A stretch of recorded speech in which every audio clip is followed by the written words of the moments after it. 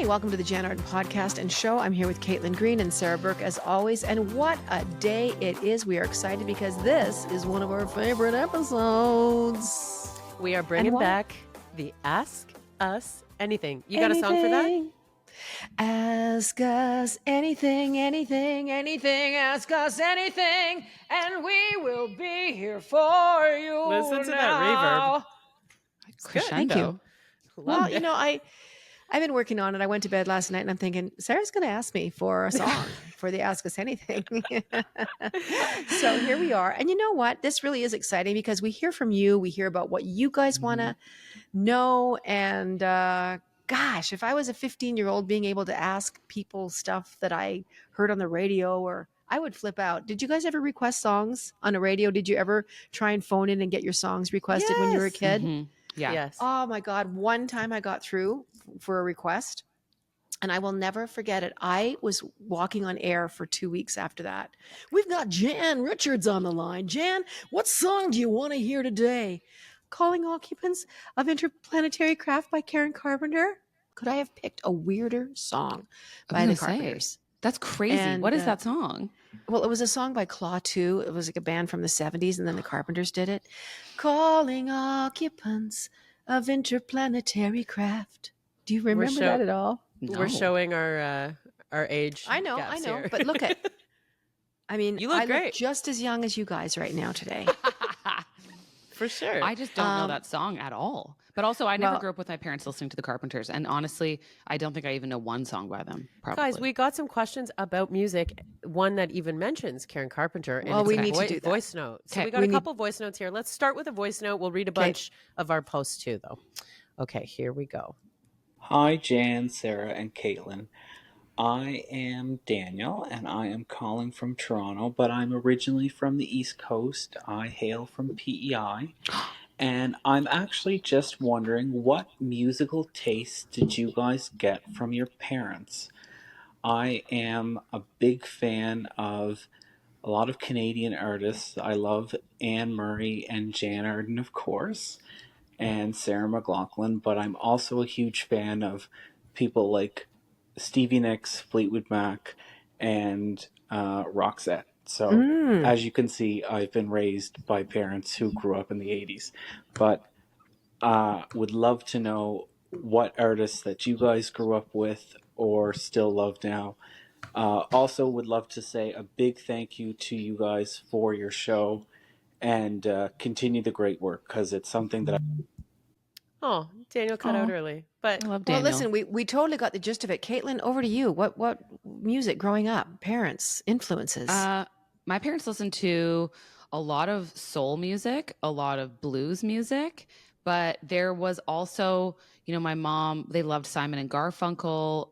My mom loved Annie Lennox and the Eurythmics. I think I used to run around in a diaper trying to sing Born in the USA, and I would just sing Born, like Bruce Springsteen for sure. But they did listen to a lot of soul music. It was not uncommon to just have that playing all the time. And I find soul music very soothing, very feel good. So yeah, that would sort of be my default. I love Marvin Gaye. I love Sam Cooke. I love Aretha Franklin. If Chain of Fools comes on, like, I dare you to be in a bad mood when that song comes on. Ho, ho, ho. Yeah. That's awesome. Chain of Fools. So it's amazing. You want me to go next, or you want to go next? Yeah, I sure do. Jen? No. Okay. So I inherited my dad's vinyl collection, and if I told you how many Little River Band albums I have in there, it's ridiculous. The guy had such a thing for Little River Band. Some Springsteen was in there, some Hendrix, but he's also like a Bocelli guy, Andrea Bocelli. Oh yeah. That I remember hearing in the house growing up, and I remember being like, this is so not cool. Like, what are you guys playing? My mom, on the other hand, is really not a musical person, and this has shocked me from day one. I remember asking her like what her favorite band was or some of her favorite songs. Like, I was trying to dig into it, and every answer was, I don't have one. I was like, have you ever been to a concert? Yeah, I saw the Rolling Stones once. Like, no big deal. But wow. I think my mom has catered to her environment, like chameleon-like most of her life. And your dad was probably more in charge of that. I think so. But I know she liked the Bocelli. I know that. So that's a little bit about me. I feel like we've heard a lot about yours, but maybe give us something we haven't heard, Jan. My mom and dad we had a radio that was bolted underneath the counter, and that was kind of it was to make space in your kitchen counter. So this thing bolted under the the ledge, and it was on 24/7.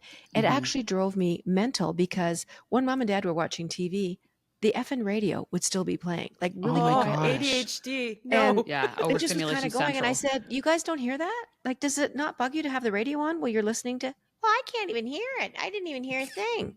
Oh my So I was always like clicking that off. But my dad listened to Roger Whittaker. He listened to Gordon Lightfoot. He listened to Crystal Gale. He liked Zamfir, the panpipe, like that whole panpipe thing. That was big. He had that blasting in his car. Oh my God. There's something that's a bit of a weird juxtaposition with a guy in a blue Ford pickup out in Springbank, Alberta, listening to Zamfir as he drove around. But my mom, she loved all the Bette Midler and Olivia Newton-John.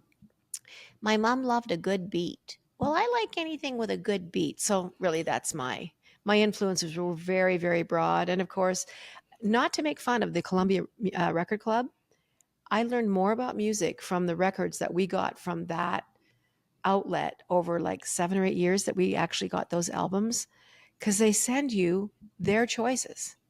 Yeah. And it wasn't based on an algorithm. It was just based on what they had in the warehouse. You picked your 10 and then you got one that you didn't pick. But oh my God, the music that I was exposed to was unbelievable. So thank you, Columbia House. You guys were the original Amazon of music. And it really changed the course of how I saw myself within all of it. So it was pretty cool. And we did have a question about, just on the topic of Karen Carpenter, if you have ever covered one of her songs. Yes. I recorded Solitaire on Uncover Me 2, I think the second record. And it was really hard to sing. So nuanced. And I couldn't sing it as low as Karen. She's an alto and I'm not. She can scoop those beautiful low notes. Yeah. But, and they say she did things in one take, that it was a really unbelievably magical time when she sat down to sing something, because she has perfect pitch and it would be complete in one take. I mean, they would probably do a few more just because, well, it's perfect, but should we do a couple more? It was kind of that vibe. Is that song where it goes, and solitaire's the only game? Yep. Is that it? Oh my God. Yep. I just got a flashback because that was the song when I worked at Chum on the morning show. Marilyn would break into that song whenever we referenced her being single.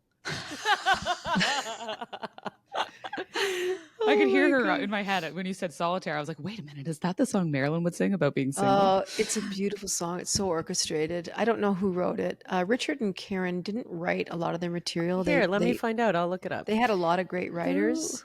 Who wrote Karen Carpenter's Solitaire? In my mind, it's by Marilyn Dennis. Neil Sedaka. Oh, Neil No Sedaka. way. That's He's interesting. Composer, and it says Richard Carpenter, Leon Russell, and Gary Geld also are involved. Okay. They might have done an arrangement. It was originally recorded by Sedaka. Oh, it's a on cover? his 1972 album Solitaire. So there you go. Oh my God. Oh. We're learning things. God. Love that. Interesting. Well, anyway, it's music is. Thanks for asking the question, because our parents, even subliminally, have a lot to do with kind of how we go forward, and we have such visceral memories of music that our parents played us. If I hear one more time in my lifetime of someone that comes up to me just randomly and said, "My mom or my grandma played you in the car all the time," and I have such fond memories of singing along to you with my mom. And it's just part of their memory banks. And I'm so glad to have that little shard of my work be part of, people growing up. It means a lot. Oh, yeah. I will say, I bet you my mom was like a Chum FM and CHFI P1. Like, which in Radio Land, that's like code for like the diehard listeners. Yeah. Like, it was just always on. How many times do I remember being in the backseat of the car when I was a kid and hearing dip dip dip dip dip. Annie Lennox. Yeah. Yeah, and that was always playing on those I stages. loved Annie Lennox. I used to say it all. I loved Annie Lennox so much. That was a big one. The Eurythmics were Yeah. huge. Little Bird, my mom, we played Little Bird at our wedding, and my mom hit the dance floor hard and was like this, because the opening, it's like a real dance song. But I loved when she was in the Eurythmics. They had this weird, like techno-y song called Beethoven, and the Oh. cassette cover, I was obsessed with it because it was like her homage to, because she always played those characters. It was her homage to Marilyn Monroe. Oh, I still remember that. Music is great.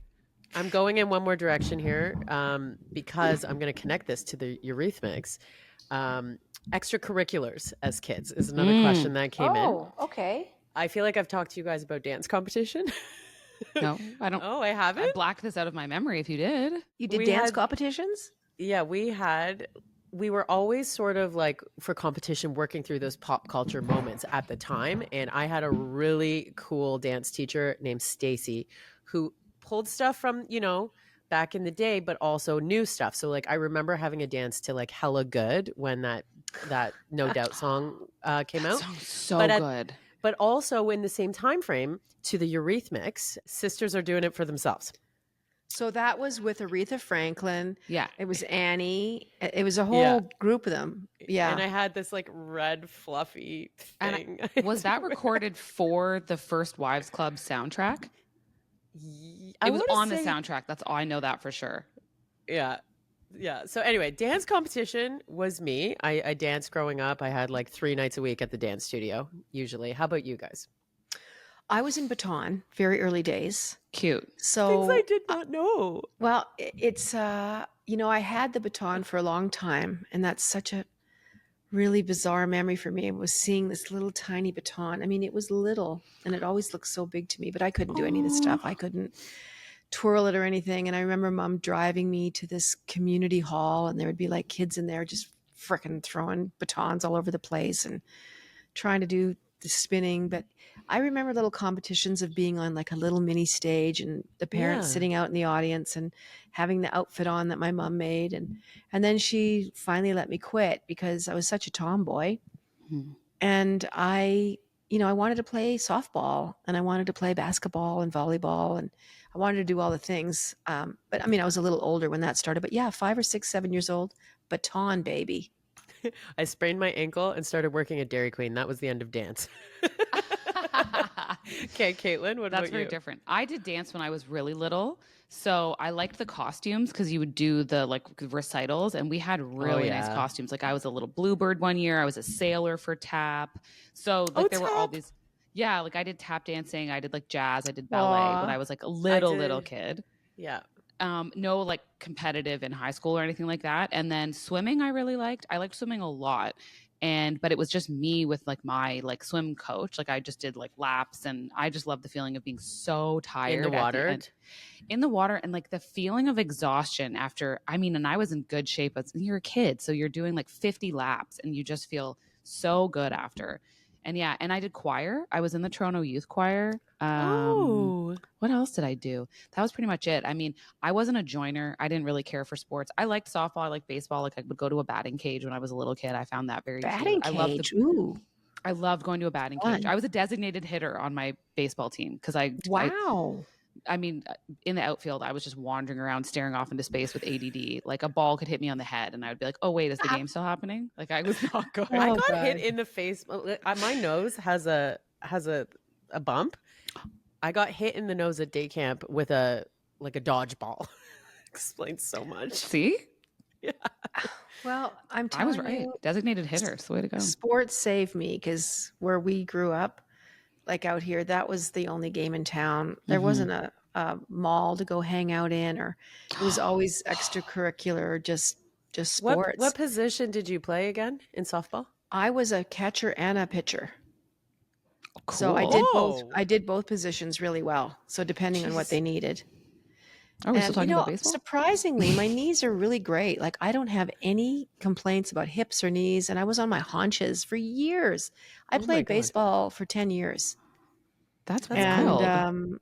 yeah, I don't have any problems. And at 63, I've had a lot of friends of mine that have had freaking hip replacements already and knee replacements. I'm like, what did you do, or what didn't you do? Mm-hmm. I almost worried about that from dance. Like, you know how you like, there were some classes where we would go just to like stretch and do better at the splits. And like, that can't be good for all your things. I mean, you cannot tell me that. Okay, if you're watching YouTube right now, Sarah is showing He's us a her dream. outfit. It's so cute. You're adorable. Okay, wait, there's one more I I love that have they to made show you you. pose like that, though. That was the Okay. thing. I remember those photo shoots that they would do with your outfits, and they would give you these dramatic hand placements. And oh my God, that's adorable. Jeepers, that's awesome. She's This doing the was- splits, folks. She's sprung Like a into jump the up. air, and it could be a Winnipeg Ballet advertisement on a billboard. This was my one and only solo dance that I ever had, and the song I was dancing to is the dirtiest song of all time. It made my mother very uncomfortable. Prince 319. Have you ever looked at the lyrics of that song? Sarah, like, does anyone screen the 319. music for you people, you young people? Anyway, yeah. Oh. You, Caitlin had a, while we were talking, what was that about? I feel like Oh, something no, I've came forgotten. up. Oh, My Well, brain, listen, my hamster brain is gone. I'm loving these questions. What's next? Me too. okay, Caitlin, where are we going next? Where are we going to go next? Hold on one second. My document closed. Where are we gonna go next? Where we gonna go? Okay, wait, hold on. Good questions, here. everybody. From this is from one of our OnlyJanns on Patreon. It's from Tammy, and she says, "Hi, Jan, Sarah, and Caitlin. My question is: do you struggle to allow yourself to have downtime when you are such busy people? What strategies help you find balance?" Sarah?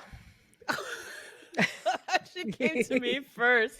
Well, listen, you guys, everyone's busy. I mean, between motherhood, the shit you got to do, you got 14 podcasts on the network. I mean, They're all my children. Okay, so I would say I definitely struggle with this. Working on my boundaries all the time, a constant. And I think I've sort of talked about the dog being like a key in helping me sort of just be in the moment a little bit. And similar to how Caitlin has talked about like seeing joy and Will kind of every day. Like when I'm with the dog and we're just on a walk, I try to forget about what's going on the phone. I try to just be like present. So that is helping me a lot. That's one of my things. But yeah, like having, it's one thing to have a Jan and Caitlin, but there's 16 other people. So there's a lot going on. Yeah. I too am going to throw my dog stuff in the ring for just relaxing. Even when I'm working, his attention span is 20 minutes, 25 minutes. He can sit with me. And then he wants the door open in the patio, especially when the weather's nice. And he wants to play a little bit. So, I'm on the floor chucking something around or, even after an hour or so, a couple of hours, he and I will go and just flit around the yard so he can smell stuff. And that reminds me, it gives me a big break too. But when I'm home, I'm home. I have friends for dinner a couple times a week. I love to go to bed early, but I don't go to sleep early. So don't make fun of me. I like to sit really comfortably. I'm got pillows around, and I love to read, as everybody knows. And I always write in my journal. So that takes me about 20, 25 minutes to write about my day, whether it's something really banal or if it's something really special that's happened to me or something that's bothering me or something I'm worried about. I write it down. I try not to censor myself. And all those seemingly little things really help me. So that's great. Yeah. I would say when I do it, it's always running. I've said this before, but like I love running and I save certain songs for running specifically. And I've definitely damaged my hearing, but I think it's worth it because I love listening. Just listening loud. I love listening loud. I love something so loud. That's the radio person in me. I love my headphones so loud that I can't think about anything else. And so that feels good. I'm a sucker for like cleaning videos. I love cleaning. I stress clean myself, but I clean so much that I often run out of things to clean. And so I watch videos of people cleaning like a true freak. And, but it's like ASMR adjacent, like, a woman teaching you how to fold things, but using a really calm, relaxing voice, like that will put me to sleep. So funny. And yeah, I mean, like a walkabout, I always like, podcasts. Like I live with my AirPods in. My AirPods die at least 2 to 3 times a day. They do not leave my head. I am always listening to something, or I'm on the phone or whatever. So I feel like that stuff really does help me kind of take it all down a notch. This episode is going to come out, I believe, while I am in Italy, and there's a yoga retreat as part of my trip. So interestingly, they've suggested like a journal practice that they're going to continue while we're there. And like I've journaled on and off my entire life, but I've really fallen off lately. So, I'm excited to get back to that. I think that's a part of it too. But they're doing silent mornings, which I'm also looking forward to. I think I'm looking at this as a recalibration so that when I come back, I can apply these things to my Toronto life. Take the opportunity to really, exactly what you said, transition into the 2.0 version of Sarah Burke. Sarah 2.0. Because we really do need to stop. And exactly what you said is recalibrate, because you can go and go and go and go, and you don't realize it's almost like getting maintenance on a car. You suddenly look at your dashboard, you got all these warning lights going off. You need air in 2 tires. Your oil's low. And, is this a Fountain Tire announcement? This is, if you want to get something done, go to Fountain Tire if you want to recalibrate your car. Okay? I'm telling you that right now, because you can just tell them the Jan Arden pod sent you. They'll figure out what your discount is. You know what I'm saying? Okay. Show notes, sale until June 14th. Moving on. But yeah, it's good for you. I'm excited for you. And I'm really hoping that Caitlin and I get lots of pictures from said retreat. Yeah, hopefully of some hot Italian men as well. Oh, yeah. Yes. One can only dream. Okay, next question. You want me to pick this one? Yeah, I'm liking not being involved in the choosing. Okay, this is funny. So this came through as a voice note, which I listened to, but the audio quality was really weird. So I'm just gonna summarize. Okay. Alicia is 47 and, obvious to her age, going through some changes in her body, including her temperature being skyrocketed. And she said that she got into like a bit of a war with her husband, temperature wars in the house. And she said, has there been anything in current or past relationships that you would discuss? Like, what battles are not worth it? What hills are you willing to die on? I like that question. God, sleep is tough. I'll jump out of the bag on this one. A lot of my friends, because I am single somewhat, although I sleep with my dog, and he prefers a cool bedroom just like me. So we're very like-minded that way. I have a lot of friends that sleep in different bedrooms for that very reason. And it saves them a lot of contention. They have good marriages. But yeah, if the spare bedroom has been suddenly modified from a storage place for the treadmill and extra laundry into an actual functional, nice room where, you can go and have a good night's sleep. And it's not to say you can't go and have some loving in the evening and, fall asleep together. But I think to have the option, if your wife is superheating up or if your husband is snoring or moving his legs around, you have an option to get up out of bed and go get a good sleep. So, and that's important. I don't think people were meant to sleep together, myself personally, all night. Yeah. I don't know if I can ever return to that, but it's what you're used to. My dad used to always complain about my mom. Jesus Christ, she puts her goddamn frozen ice feet under my thighs all the goddamn time. And my mom will just roll her eyeballs back in the day, but my dad was my mother's heating pad. That's so funny. How are you and Kyle on that front? Oh, great. Like, I can't imagine. I sleep worse when he's gone, and same for him. Like, when we go to sleep in other hotels or we're like, I just don't, when he travels and I'm here solo, I just do not sleep well because I'm so used to the sharing. That breaks my heart. Really? Yeah. It's cute. Cutest.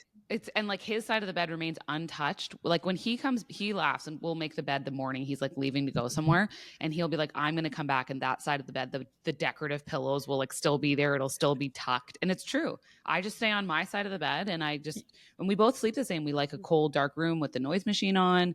It's like you can cuddle a bit, but then you go to your respective sides. We have a king bed. So like, it's not like, it's not a problem. We're great co-sleepers. You like a swaddle almost. We do. We both are like children. Like we're like little infants. Just we want to curl up in our bed. And then I still like to look over. I love looking over at like your person when they're sleeping and be like, oh, they're cozy over there. Okay, back to bed. So cute. No, it's great. Listen, I've been in relationships where I've definitely slept with people, and there was an adjustment period. I mean, in my last 10-year go around, I know that it took me probably a year and a half to figure out who's where, and we found out very quickly that I can't be spooned. Like, if I fall, I'm just title too of episode, hot. I can't be spooned. I won't be spooned. I can't do it either. We'll never fall asleep touching. I've never fallen asleep touching another person in my life. I mean, when you have someone that's their go-to and they're asleep. Get off. So you're just like, you feel like you've been in a, I feel like I'm going to have to gnaw my way out of this position. I'm going to have to bite off an arm to get out of here. The only person who can do that with me is Will. And I will stay awake the whole night. Cute. And he could sleep on me, karate chopping my face, and I'm not going to interrupt him.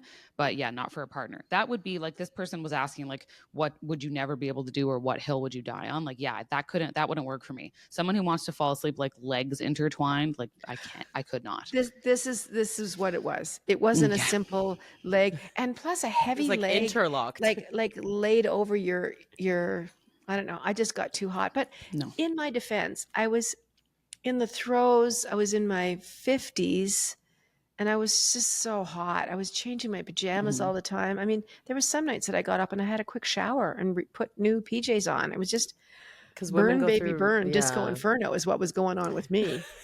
But then I got up and I made eggs on myself, which was very handy. Didn't even need a camp stove. You can just fry them on my back. Pull stovetop Jan. Had I stayed in my last relationship, he was a big snorer. And there were points I have a tiny couch. Like, if I laid on this couch horizontal behind me, I'm in a 1-bedroom condo, my feet would be off the end of it. And I would come out here and sleep on it because I just couldn't. Like, it was that bad.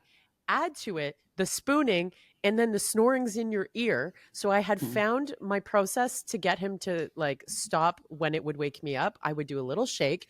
He would be like, okay. He would stop snoring, and then it would stop for a little while. It would buy me some time to get to hopefully fall asleep. Yeah. Fall asleep again, and until it would come up again. But yeah, I remember. And when we talked about the ick factor, when I had decided, I'm done with this. I have to find the right time to do this. Yeah. Oh, that last night where he was snoring in my bed, I was so angry. I don't even know. That morning when he came to kiss me to say goodbye and go to work, I was like, get the hell out of here. It's something is snapped. Yeah. It always is a bit disconcerting when you think of how our emotions, you get to a wall with attraction and you just know it's not the right person, because obviously it's your body kind of sending signals. Slept. You haven't slept well. But it is amazing that you start out, so hopeful and in love with this person, and nothing they do bugs you and all of that.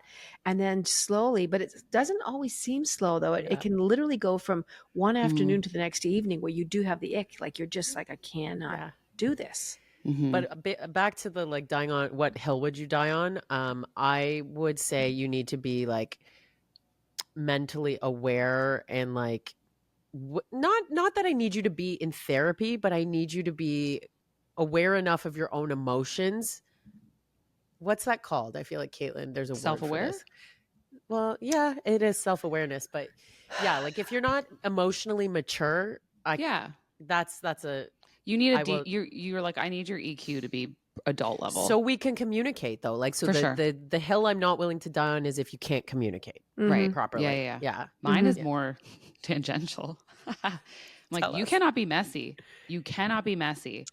You cannot have a messy house. You cannot have a messy. I can't be messy. I can't have it. If I get in your car and it's messy, I cannot leave a dish in the sink before I go to bed. It is out. It is washed. And personal hygiene, huge for me. Huge. I need a freshly showered man who has gum at all times. You better have a great cologne. I don't want a wayward smell coming my way. And I am a heavily scented person, but that's not for me. And I'm not talking about if you're sick or whatever, those things happen, but there are just some people who they don't take care of themselves. They don't do their laundry often enough. And I just I have the weakest stomach. And when I tell you this, I'm not being hyperbolic. It does make me physically feel sick. So I can't be around it.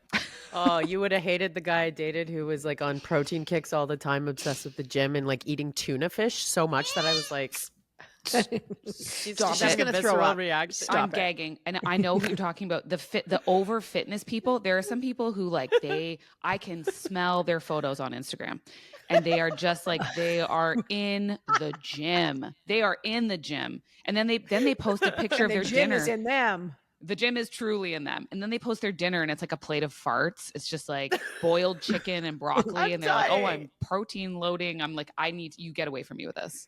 Yeah. Mm-mm. Okay, so hopefully All we right. answered that, Alicia. And that's our show. Good night. Okay, Caitlin, you're up. Ooh, okay, wait. I had mine. My phone keeps closing. Okay, here it is. So, for all of you, if you weren't in the professions you're in now, what would you like to do? And this is from Jillian, another OnlyJann.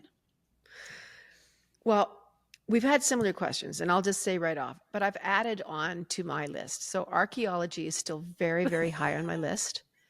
I will do a dig. I got a metal detector from Chris, and I've actually found some like little cool things in my yard. I think you guys recall that I found I a love silver that. dollar Mm-hmm. Yeah. out in my yard. It was the greatest day of my life, and I have it with me. But I think I would also really enjoy being a tour guide, like for historical sites. Like if I could have a summer job taking people through the Tower of London and like just learn the shit. I'm going. learn all I'm the going to go stuff. next week. Mm-hmm. Yeah. Oh, it's so fascinating. Or like Kensington Palace, where Queen Victoria was born. And like if I could do that, I think that would be so fun to be a tour guide and have my fucking people following me with my flag down the street and just be annoying. I could see you doing something in partnership with the government of Canada. Dear Mark Carney, if you're listening, Yep. maybe there's an official Jan Arden sort of guided historical Canadian tour. I think that you'd kill it at that. Yeah. Yeah, I could see that. Anything where I could be funny and, point out facts and stuff. Okay, that's mine. Funny and facts. That's our girl. Yeah, That could be your next podcast. Yep. Factually funny. Okay. Okay, I like that a lot too. Okay, Sarah, you go. Oh yeah. So I think I have also talked about this before. Love going to the dentist a little too much. I would be a dentist. Really? Love the dentist. Like Okay. I remember saying this before, but when we were in like grade 1 or 2, they made you put on the wall, in the year 2020, I will be. And I literally, from the youngest age, was like, I will be Dr. Bimbasset. I will literally be my dentist. Like I still love going, and I still go to my pediatric dentist. Oh my gosh, that's so Oh my cute. gosh, is right. I'm a teeth girl. Okay. I mean, do I you think you could think- poke I an think we're all abscess though? Ugh. See? Can't be a dentist. But I feel like that I could be a hygienist. Maybe a hygienist. I for the could. dentist. One of my girlfriends is a dentist, and she is sick, and she loves that stuff. She's like, I live for an abscess. Like I live for. She can watch those like pimple popper videos. Absolutely, under no circumstance could that be me. I can't watch that shit. I just can't do it. I will Okay, I'm bark. walking My it mouth back. starts to. I can't. It's Start, Okay, my your mouth is turn. filling up. if you're just Your tuning in. If you're just tuning in, it's things that make us barf. I used to, and I've said this before, I used to want to be an animator. I still wish Oh yes. I still wish that I could bring what is in my brain onto a page. That I find quite challenging because I have very, very vivid dreams. I have a lot of thoughts, and I wish that I could ever get them down on anything. And I can't. I don't have the skill. So I do like that. And I grew up being obsessed with, like sickly obsessed with Calvin and Hobbes. And I always kind of wanted to do that. So that would have been fun. But I do believe I have a natural skill for almost like not fully makeovers, but like personal shopping. I don't know if that would be a stylist or that would be, but my friends enlist me all the time to help them shop for a vacation or shop for an event. And one of my formative and great memories in life was one of my uncles or aunts was going shopping, was getting married. And my grandmother from Prince Edward Island, and she was a little bit insecure about how she looked. And she had been saying this, like, I'm going to this big city wedding and I feel nervous. And I went shopping with her.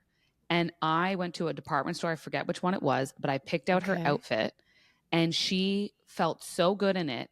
and she looked so beautiful. It was like this beautiful lavender. It just was so her. It was the perfect choice. And I was probably all of 10 or 11 years old, but my whole family knew I loved clothes and I loved to shop. And she wore that to almost every single family function. And she credited me with picking it out. And I really remember how it made her walk taller and feel better. And I just was like, this is something. Like, there's something to putting together a great outfit for someone, especially you if and Meredith Shaw might be going. I mean, you should go into biz. She's the ultimate of that. But yeah, I have friends who do that. And I love the challenge of like, here's my budget, here's where I'm going, here's the event, here's the things I don't like about my looks, here's the things I do. And then you work with it and come up with something that makes everyone feel good. I like that. I like that too. Yeah. Okay. Well, that's going to come in handy when we do the trip where we have to go pick out outfits for each other at Value Village. I would be so good at it. The Bachelorette, you mean? Not just any trip, the Bachelorette. Jan's Bachelorette. Yeah. Should we do another voice note now? Yeah. Yes. Voice note. Here we come. This is Cheryl calling from Cape Breton, Nova Scotia. Oh, I love Cape Breton. And just wanted to let you know that you guys are doing a great job, as you know you are. I really enjoy your stories, your honesty, and you guys have great chemistry. And yes, I'm just recently retired, the end of January, so I'm same age as you, Jan. And we do play a lot of pickleball. We enjoy that, but now we want to get out and maybe do a little traveling. And I know, Jan, that you had done some cruises. Just wondering if you're going to be doing any more in the future. Two more. If you have any tidbits or advice on, the whole traveling thing, and what companies are good and to go with, and yeah, just overall general advice. Thank you. And you're, like I said, you're doing a great job. Oh, thank you so much. There's so many options out there, and it certainly doesn't have to cost you an arm and a leg. What I would recommend, just to start out, I mean, you're just recently retired. For heaven's sakes, go online, punch in wherever you are. If it's Cape Breton, Moncton, Calgary, Edmonton, Vancouver, Thunder Bay, punch in day trips from, wherever you are. And you will get, like, whether it's Chat GPT or just the internet in general. Chat GPT will really help you. But just say, what are day trips? We want to have lunch. We want to antique shop. We would like to pet some animals. Do you know what I mean? Whatever you want. Yeah. And you will find something. Start going out, getting your feet wet. There are so many travel websites. I can't even begin to name them all. There's almost too many. There's just so many. Take your pick. Go on, and I would put yourself on there where you're looking for deals or looking for, when this drops beneath $400, you get an alert. And you know what? You can learn to do that stuff really quickly. If I can learn how to do it, you can. The cruises that I do, it's a paid job for me, so it's a little bit different, and I totally understand this. But I'm doing a Christmas market cruise the end of November, starting, I believe, in Budapest. And this is my dream trip, Jan. Yeah, so I love a Christmas market. It's all Christmas markets. And it's with Scenic Cruises. I've worked with them for quite a number of years. They are fantastic. They are top of the line. These cruises can cost you anywhere from like $5,000 to $9,000, $10,000, depending on what kind of room you want. All of that. But keep in mind, all your food and all your drinks are included.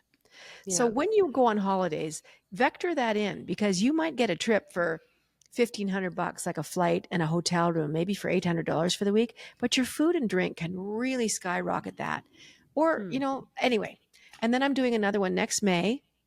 I am going on the super yacht again that I was on in Fiji, the Eclipse 2. And I will be starting in Barcelona and going through the Mediterranean to Portofino and all through that. And I'm doing 2 concerts on that ship. So that's a pretty spectacular trip as well. If you've always wanted to see Spain and Italy, yes. Oh my God. So Fiji, Spain, and Italy can all be on the same trip? No, Fiji is a whole different the other thing. one. Oh, this is the cruise I did last year. But the same boat. It's the same yacht. Okay. So it's Wait, can I change my desired profession to be a singer on a cruise ship. Yeah. Yeah, it's so funny. But like I said, you can find Royal Caribbean. You could, you know, everyone is going to complain about some aspect of whatever cruise they were For on. sure. You know, you're not going to find this perfect thing. The experience is going to be your attitude going into it. You realize that if you're going to get onto a ship with 3,000 other people, there's going to be some issues. And who you But travel with. yeah, and who you matters. travel with. But get out there. There's lots of deals to be had, and people are vying for you to be on these excursions. Anyway, good luck with that. I'm really, really, really happy for you. And Happy retirement, Yeah, Cheryl. congrats on the retirement. That's huge. Okay. Pick your next adventure. Do we have any other voice notes? I like a voice note. Yeah, we've got two more. We've got two more for today's show, but we do have a lot of questions. I feel like we should get through let's get to a couple more questions. Yeah. We do love hearing from everybody. Okay, so I feel like this kind of can connect with all of us at some point in the last year or two. Laura asked, and Laura is one of our OnlyJanns. If Hi, Laura. there is a health crisis in your family, how do you stay positive or handle that? Any tips or strategies? Well, I went first last time, so I think, you know, Sarah, I want you to speak to this just because everyone knows that we went through a pretty big health scare with you. Caitlin has had stuff with her mom as well, but maybe you want to address the stuff with your dad. Sure. So I feel like this week might be exactly 1 year anniversary at the time we're recording this. So yeah, I think what happens for me anyway, that maybe wasn't productive looking back at it now, is like the overcare, what can I do? Like, I think I was like up my dad's ass with that. And I think that he was kind of like, can you just chill? So I think it depends. I would almost put that in the same box as like the toxic positivity kind of, even though it's different. But you're like, the only thing I know how to do right now is try to be helpful. Like, I don't know anything else. So I don't think that is the way I would do it now. You know, I'm thinking back to like this one weekend at the cottage where my dad opened a notebook of like passwords and was telling my mom, here's the password to this. You know, that is really doom and gloom and scary. And, you know, this man came out of it with a perfect surgery, everything taken care of. And like, we've been clear with every scan since. So we're very lucky, very grateful for the healthcare he received. But I do think you need to stay positive, but maybe not put it on everyone else. Yeah. I always say don't pre-traumatize yourself. I think some people believe that if they go through these worst case scenarios, they're going to be better prepared emotionally. And spoiler alert, you're not. If bad things come to pass, you're just going to have lived it 50 million times in 50 different scenarios that didn't happen exactly as it will end up happening. Like, it does not do you any good. I just think the second that I figure out, or I can manage to get to the place where I compartmentalize, which for me is helpful. So if I can keep things where they are, set aside a time, I call it worry time, but you set aside a time every day to like take on. It expires because after that, you're doing yourself no favors. But I do still want to acknowledge that voice in my head that, let's be honest, is just saying I'm a bit afraid of something right now, and say, okay, I hear you, voice. Like, we're on the same page. I get that you're freaked out about this, but so I'm going to give you your time, and then we have to like keep moving on with our day. So I think that part of it, as someone who like has had horrible things happen to them, I'm like this. The sun comes up every day after that, and so. God forbid something horrible ends up ever happening to anyone listening to the show. Personally, you know, I hate to break it to you, but the sun's going to keep coming up, and you're going to have to pay your bills, and you're going to have to like keep doing stuff. And it's super friggin' unfair, but like living it in advance is not going to make you better prepared when it does come to pass. Going to like Jan's parents, I even think about what you said when you just started, like your mom, when she wasn't making sense, instead of trying to explain it and correct it, you kind of let go at one point, and you were like, no, this will be better if I just kind of go along with this. What's your strategy in those types of moments? Well, I asked for help. I think that was one of the main things that was kind of missing from my equation. I was trying to manage everything and kind of keep Right. secrets and not let people see that it was pretty unraveled around my place. And, it seemed like garden variety memory loss to me, I think, initially. And then it escalated very, very quickly. And I knew that they couldn't really cope for themselves over there. There was just water left running and burners being left on and doors being left open and dogs being fed bags, of white bread with milk poured on top of them. They were losing everything. I asked for my friends. I said, I don't know what's going on. And this was before the medical diagnosis. But I think, once it starts happening, once you're in for the ride with your parents, you have got to make sure that you don't that you're not too hard on yourselves and not feeling guilty for not doing enough. You're doing enough. If you're looking after them twice a week, that's enough for what you can manage. If you've got a family and kids and a job to go to, one thing your mom and dad would understand, they love you. They don't want you to be buried. Even if the version of them is going, I haven't seen you for a year, and you're like, oh my God, I spent all day yesterday with you. Yeah. You just have to laugh. You have got to laugh. You have got to see the humor and the absurdity, the audacity of memory loss. Yeah. Once I just went where my mom went because she couldn't come where I was going anymore, but I could go where she was going. I could go all kinds of batshit crazy on that. Well, there's an East Indian man in my closet with a baby. Well, fuck. I started laughing. This went on for months. Oh, There's an East Indian man in my walk-in closet with a baby. And I said, what's he doing? Jan, if I knew what he was doing, I wouldn't be telling you. I'm just like, okay, God, all right. But it just made me laugh. You got to laugh. As per our recent recall episode, right, with Gavin Crawford, that's exactly what he did with his mom too. So, tacking on to this, Karen, one of our OnlyJanns, said on this topic, I would like to know how Jan's friend Teresa is doing as a cancer survivor myself. I know how difficult this road can be. And Teresa's been in my thoughts. Well, it was her husband. And this is 10 years ago, around this time. Their son was here rototilling my garden, which I remember. And we got the call. They had been to the doctor. He had had his biopsies. He'd been coughing for a year. Note to self, if you've got a cough that won't go away, you need to get to a doctor because he had lung cancer and he had stage 4 lung cancer. They literally said, you have 3 to 6 months to live. Get your affairs in order. He walked out of there and he said, I don't want to hear it. I'm going to go into chemo. The man has been cancer free. He saw his grandkids be born. He watched both his kids get married. And Case, they had so much solidarity in their family and so much love. And I think it was literally a matter of mind over matter. And it's a matter of science working. They blasted him with so much fucking chemo. And he said, listen, if you're giving me this time period and the oncologist is like, we're going to hit you with everything we got. So hang on tight. And he might have been so sick. She may have been talking about your other friend, I'm realizing. Well, Lisa is on her second treatment. Lisa is on her second treatment today. But anyway, that is he inspires us every day. That's amazing. So well. Right now they're in Slovenia on a 1-month-long bike trip. I love that. Okay. Yeah. And it's fantastic. I have a girlfriend who has an inoperable form of cancer, which has spread, and they deal with it when it spreads. And she has a young daughter, and it's been horrible. But she was given, upon initial diagnosis, she had stage 4 esophageal cancer, and she was given not long.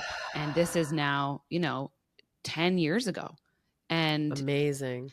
It's always going to be, she can't work. Her life has changed, but she lives in Australia. She has come back to Canada. She has seen us. She has been everything is adjusted around her schedule. So when she's tired, she can rest. Her life looks very different, but it's still a wonderful life. And she's still here for her daughter. So I agree with you, Jan. And she was of the same mind. She was like, throw this all my way. I am fighting this. I will have every surgery. I will take every chemo. And she has had an amazing team of doctors. And the science has worked for her, and it's been fantastic. So Amazing. But give us a Lisa update while we're second round of chemo starts today. She's lost her hair, but we cut all her hair off. If you're following along with Lisa Almond or me on social media, on Instagram, we all went about 10 days ago and she got her head shaved. She opted for that, which I think is a great idea. Yeah. Because, when you have really, really long hair and you're seeing like 14-inch strands circle the drain, I mean, it makes things way scarier. She's going to be great. She's got this. She gets a mammogram every year. She caught it, at the tail end of when she was due to get her next mammogram. They did a successful tumor remover. The margins look good, but they're still going to zap it with radiation when she's done her chemo. She got blood work yesterday and it's looking great. The doctor was so happy. He's just like, you are making new stuff. You are doing all the things.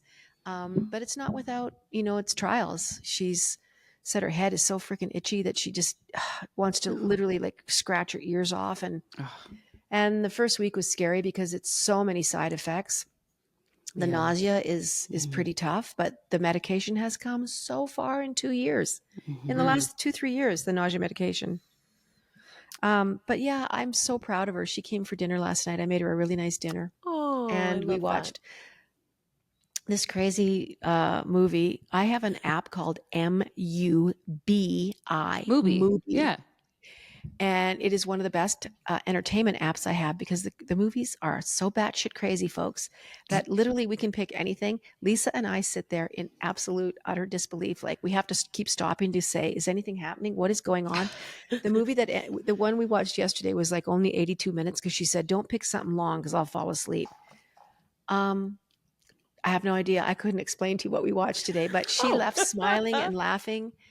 Poppy's best friend is named Malik. I can't say his name too loud because it'll start something. Oh, but they had a nice night. Cute. We had a really nice night, but she goes this afternoon. So in the next few hours, she gets it takes about 3 hours to get the infusion. And she said that she has a group of people around her that are magical, fairy yielding, wand yielding, magical medical people. Healthcare workers, man. They're incredible. From everyone that gets her warm blankets to put on her legs when she's getting her treatments, to bringing her water, to rubbing her hands, to encouraging her. And I'll tell you, there's an army of people out there that are fighting cancers and these not terminal diseases, but these diseases that require, sometimes people a year to get better from. But she's my hero right now. She's so inspiring and we're rooting for you, Lisa. Yeah, yep. We are. Okay, let's do a voice note now. Okay. Believe it or not, there's 5 questions in this one, but they come real fast. Okay, here we go. Let's go. Jan, this is 5 hard questions with Kelly Sorenzia. Number 1, have you ever recorded anything by Karen Carpenter? We already answered that. Why are you not doing meet and greets at your performance at Massey Hall on June the 9th? I'm scared of getting sick. 3, what are your plans for your journals after you are no longer with us? 4, do you believe in kindred spirits, twin flames, and all that fun stuff? Yes. And number 5, would you ever want to have coffee? I think she asked you out. I'm not sure. Okay. Well, Solitaire by the Carpenters. Yes. The meet and greets, I don't think I'll do them again to the extent that I was doing them. Keeps you healthy. To tell you the truth, I just get fearful of being sick. So, like, for instance, my last tour, I just about made it to the finish line. We did like 25 shows. Yeah. And I was singing great. I got a chest cold. There's no one to blame. I wasn't even doing meet and greets, but I was on planes, even wearing a mask. I got sick and I had to cancel my last 2 hometown shows, And that breaks your heart. with string quartets. And we'd gone to so much work to make these happening. And I did it 2 days before the show. I thought maybe I could pull it out of the water, and it was an impossibility. So that's my reluctance there. I know some artists are choosing to do them, but I'm not. You're just saying taking never. care I'm of not yourself. saying never, but on this tour, no, I won't be doing them. Twin flames, I believe groups of souls travel together. And I think there are lots of significant others in our lives. And I think intimate relationships are not always the sexual ones that, our husbands, partners, I think our girlfriends, our boyfriends, friendships that we have are equally as important as the families we create. And we know that. That's part of science as well. We know that a good friend will make you live longer, make you enjoy your life more. It'll make you enjoy your partner more. It'll make you easier on your kids. Like there's lots of information involved with the importance of friendships, but I believe in that recognition when you see someone and you just instantly have an affinity towards them. And I believe that you have traveled together for millennium, Cool. times. Love that. I'm going to save one more for a little bit, but we still have more questions. Caitlin, you're on. Okay. The next one that I was going to ask is also by somebody else named Karen, and it is addressed to all of us. And it says, "What did your high school yearbook say about you all?" I would love to hear this. I wish I could remember. One of the things in my thing said most likely to work at a 7-Eleven. Oh, What? really? Mm-hmm. Well, oh my you showed God. them. I hope they were kidding.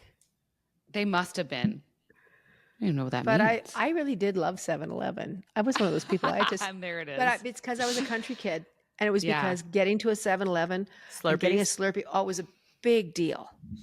We had a Max Milk at the end of my street growing up, and we were down I haven't there. seen one of those in ages. I think they've been Are they replaced still- by Circle K pretty well. Oh, I know.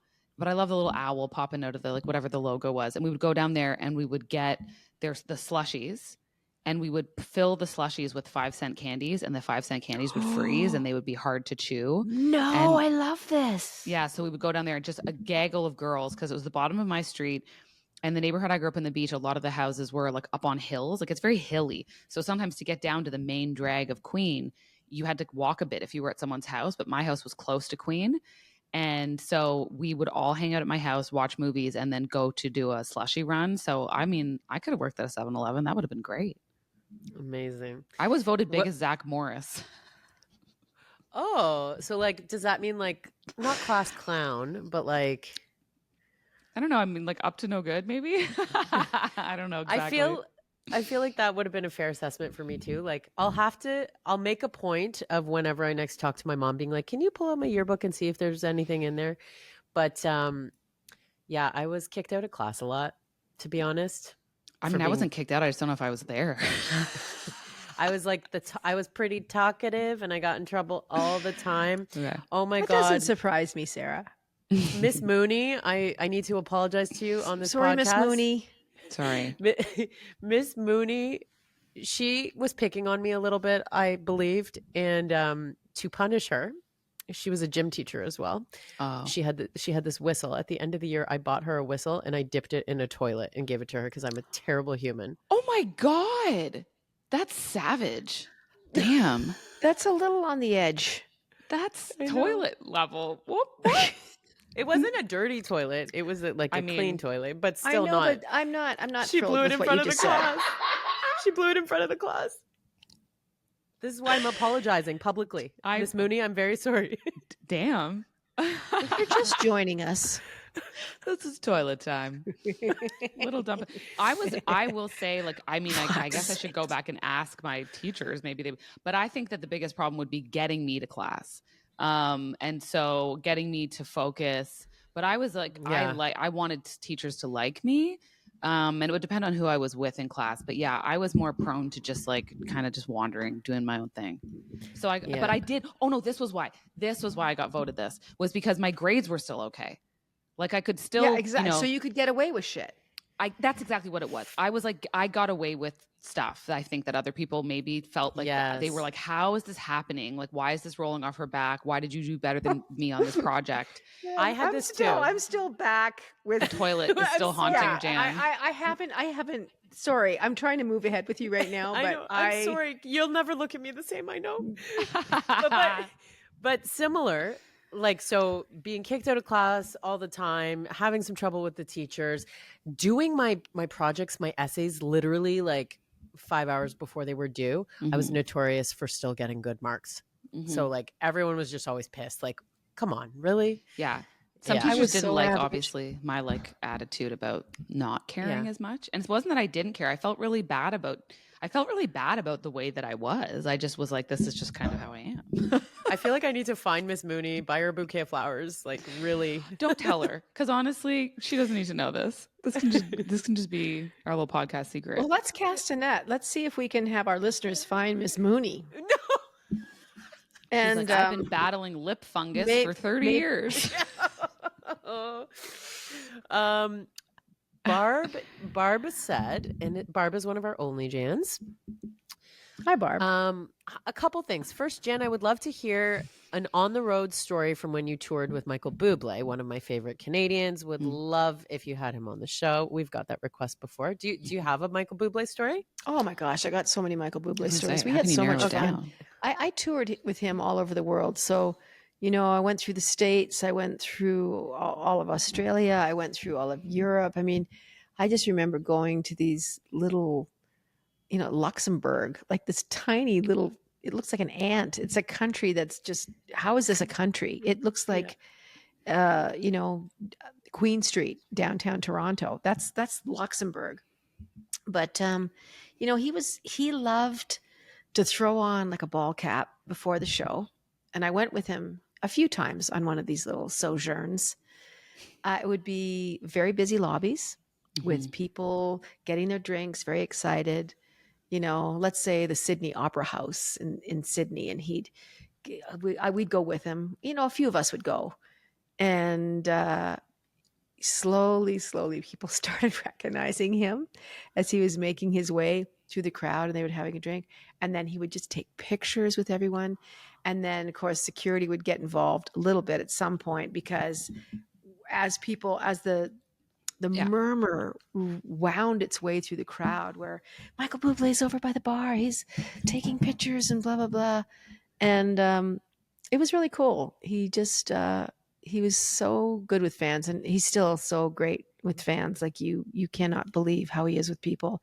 He'd be the guy at the end of the night going up to the chain link fence where all these people were just hanging off of the fence. And, whoever it was, he would take the time to sign stuff. You can't do it forever, but I think early days in his career, he's still that guy. He's still bouncing around. He loves what he does so much, and he loves making people laugh. He loves entertaining people, and he's very good in bed. So, no. But Barb follows this up with, secondly, as I get older, one of the things that has changed the most is my attitude. Firstly, I give fewer fucks, but also the things I fear seem to be diminishing. For example, last week I turned 75, and to celebrate, I jumped out of an airplane. Shocked myself, not to mention all my friends, of course. And for the record, 1,000% would do it again. Celebrated my 73rd birthday on the scenic cruise with Jan. Okay, so not a question, more of a follow-up, but happy 75th birthday. Happy 75th birthday. There was then another only Jan, Dina, piped in and said, Jan, would you be willing to skydive with Barb? Nope, not a thrill seeker. And no. My thrill seeking days are over. What is the scariest thing you've ever done? Walked around the CN Tower. Really? Hands on that down, cable. I've never, ever. The world's fastest zip line was also amongst the most terrifying. You go 170 kilometers an hour, and they give you a parachute to slow yourself down. So I'm not going to say anything else about that. I did a zip line once over the Toronto was hosting the Grey Cup, and so they set up a zip line that ran across Nathan Phillips Square. Oh. So you went up this giant tower, and then you zip line from one end of Nathan Phillips Square to the other. And when was that going? This was during the Grey Cup, so it was probably here for about. So it was a temporary installment. Temporary thing. Not, it was okay. Was like 3 or 4 days, and I think it was sponsored by like the Toronto Sun. And I'm so deathly afraid of heights that like we're talking. I am too. I took Will to the CN Tower, and I don't even really go near the windows. I don't even really look out the window when you go up in the elevator. Like I start to feel quite faint. I think I might faint, and I feel like I'm going to topple over. My like legs give out. So climbing up this giant structure to then launch yourself off of it was scary, but it was really fun. I don't know. I find I don't know How- if I could go how over like was a Will? concrete junk hole. How was Will with the CN Tower? Was he fine? Oh, he loved it. He like press his little face. Him and Kyle could go on the glass floor thing. I was like, and you were just like, I'll be over here. oh, the amount of sweat coming off of the palms of my hands and my feet. I'm even thinking about it now. I'm getting like a little bit sweaty. So yeah, But he was okay. He was great. I love that. Have you ever done Drop Zone, either of you, at Canada's Wonderland? No, I've seen people fucking That it drops is my in biggest 25 fear. floors, right? I don't know, but I will never do it. I'm too scared. Drop like the Zone. bat, the one that goes bat up, is my the one that goes the up one and then straight. And then it I've done that a drops. bunch. I've done that a bunch. Really? And you're afraid of heights, then you're fine. So the afraid of heights thing kicked in as I got older. When I was younger, I had a Oh. season's pass to Wonderland. That was like my day camp, and I would go on every roller coaster a million times. And I've been on the like Leviathan. I've been on the big ones there recently, and it gives me a headache now. It's not for me. I've had my roller coaster time. So, but it did. The fear of heights got way worse with age, for sure. Drop Zone was scary. It was scary, but once you do it once, then you're kind of like, it's in the bloodstream. And I was like, ooh, I can do it again. We'll never do it. Can't do it. Yeah. I'm too old now. That ship has sailed for me. I just can't. I don't want to put myself through that. Like, I don't even really want to ride a horse. Yeah. I don't want to do go-karts. I don't want to do paintball. Please take me somewhere where there's beautiful food and I can sit and people watch and have like mocktails and go for a really, really super long hike or a walk or sit in a pool. Like I don't know. When I was a kid, I would do anything. When I was in my 40s, I would do anything, but not now. I don't desire to be my uncomfortable. So Yeah. We had a note here from Donna who says, did you ever have a crush on Anne Murray? Me? Yeah. No, I don't think I had a crush on Anne Murray. I was like, I was so enamored with her. And, you have to understand, and I'm going to tell you this little bit of insight about me. Okay. I didn't even think about girls until I was in like late, like 1920. I didn't even think it was an option. I was wild about boys. yeah. Okay. Like I just was wild about them. And then I just realized that I had an option. Oh, there's options. another option. And I was kind of just an anything kind of goes person. I'm like, I'll try that. And I think it's very person specific. I don't even know where I'm at in my life going forward. I just I've been single for 10 years. You know what I mean? Yeah. And but I didn't have a crush on Anne Murray. No. I will say I probably had a crush on Bette Midler. Ooh. Like she made me feel like I wanted to kiss Bette Midler. Hi, Bette. And Olivia Newton-John. And I don't think there is a human being alive that did not have a crush on. Mariah Carey says she has a crush on Olivia Newton-John. Like any contemporary singer that you talk to today was influenced by Newton-John. It just was. It was just she was omnipresent. I mean, when Grease hit, it was game on. Like everybody fell in love with that girl. Everybody. The physical video. Oh yeah. I may just throw this at you guys. Famous person you've had a crush on that you actually had a chance with. I'm not saying. Okay, that's okay. I'm not answering that. Okay. I like that. I have had a couple of Love that. go rounds. Caitlin, that any for you? I cannot say. And it wasn't relationship things. It was just kind of in the moment things.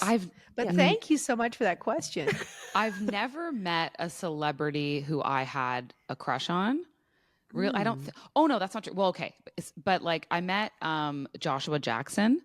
He came on to promote Pacey from Dawson's Creek. Yeah, and it's not always that you meet someone who you had like a teenage crush on, and that still translates. And he was promoting a TV show that I really enjoyed, which was canceled, called The Affair.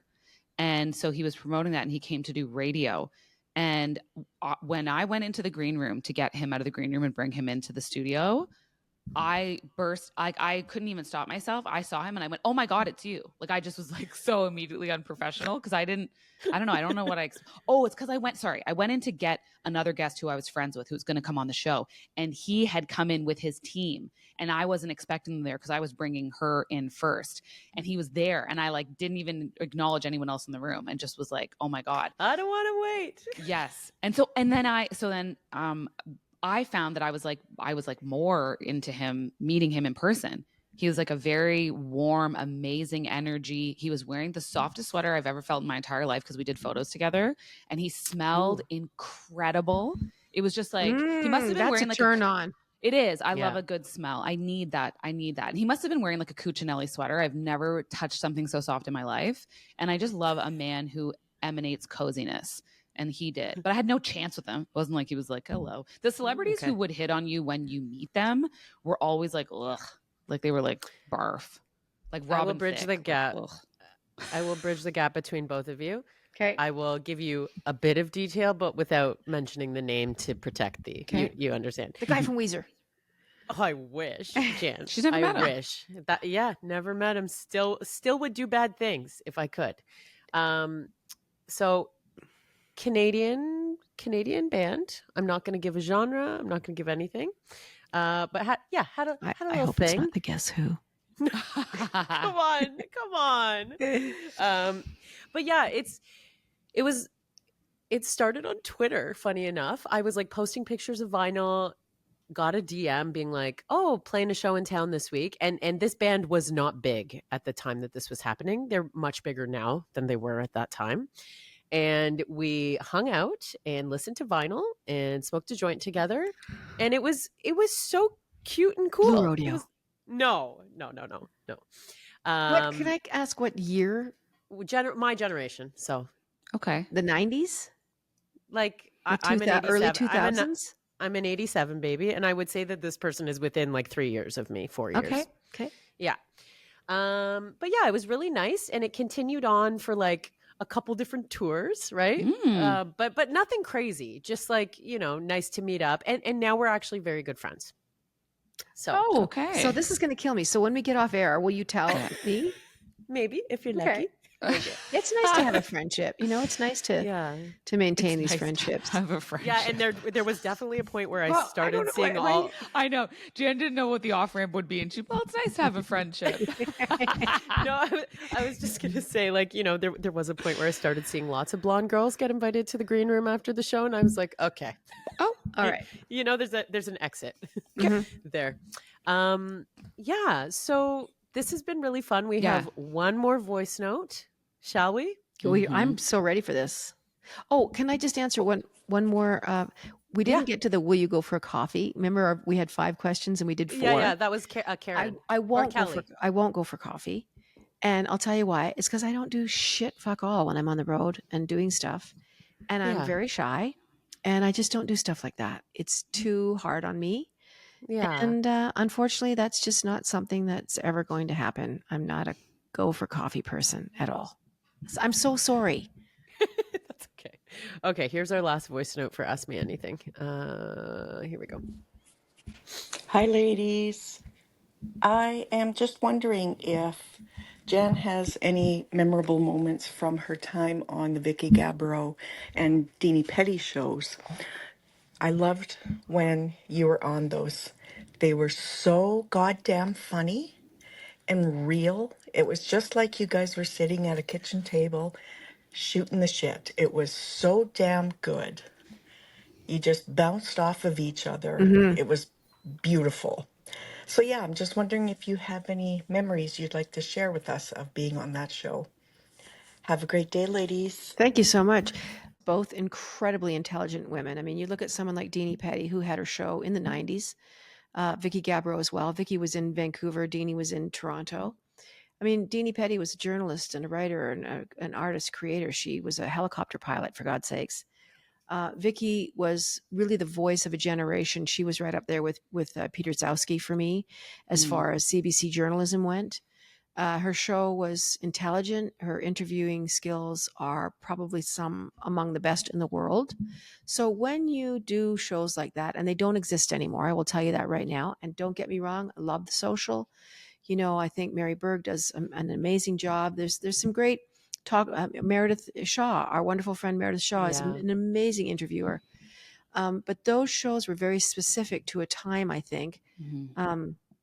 It wasn't about playing games or setting this up or, and most of these, the Deanie Petty show sometimes had a live audience, but these were both shows that didn't have live audiences. You just went in there and talked to people talked to people that really were hard-hitting journalists that asked you questions that just about blew your mind, and Yeah. they brought the best out of you. They challenged you. They made you feel like, wow, this wasn't these, what are you wearing? Yeah. Bullshit. This Yeah. was about family, failure, Let's usher fortune, that era loss. back in. Well, yeah, I mean, Yeah. I'd love to have a show like that. I would That would love just, to be but you're not the only one. Petty. Like, people I hate to crave break it this to you. content. I hate to break it to you, but that's what this show is. but like, if we were a Yeah. TV show, that's what I think has happened. And that's the type of atrophy, at least I am seeing content wise, from so much of legacy media. And I don't know if the Jimmy Fallon games of it all is what ushered in this era, or if it was Ellen dancing, or if it was friggin' carpool karaoke. I don't know what has happened, but in an effort to escape the doom and gloom of news, we have dumbed down our everyday content that you could just turn on and get from regular channels. And they forced it down everyone's throat. And I'm like, I don't think people want this. I don't think this is what resonates with them. Because if you look at the top podcasts that people choose to listen to, like, it ain't that. That was fantastic of Ask Me Anything questions. We thank you to all our OnlyJanns for signing up for that. We post new stuff every week, just, stuff that we're doing. And of course, we have the $7 tier, which is our book bag. It's a book club we do every month. We do a big live Zoom, and everyone can talk about the book and what they thought about it. And it's been a riot. So fun. Our new book is Eliza Reid's Death on the Island, and that has just come out. So we're going to have Eliza on in a few months to kind of do a recap. And if I can talk her into it, I might be able to get her to come on our Zoom call for 20 minutes. And that's what I'm hoping. So that you guys can ask her questions. We've kind of been, throwing that idea around, and I haven't mentioned it to Eliza, but you know what? I think she's up for it. But yeah, she hasn't said no, because I didn't ask her yet. But anyways, yes, go ahead, Sarah. With all the stuff that we have going on right now, we planned this Ask Me Anything episode to sort of like bridge a little bit of Jan's tour and some traveling. And so just know that if you're in our Patreon tier, Jan always shares stuff on the road while she's on tour as well. And I will try to pop on with a couple things from my trips too. I did a whole random just Caitlin's thoughts, 12 minutes the other day. It was fantastic. Oh my God. I watched it. It was so cute. Yeah. So we surprise ourselves, but it's really fun. And we appreciate you guys helping us bring this content to you every week. Thanks for listening to the Jan Arden Podcast and Show with Sarah Burke, Caitlin Green. We'll see you next week. Toodly-doo.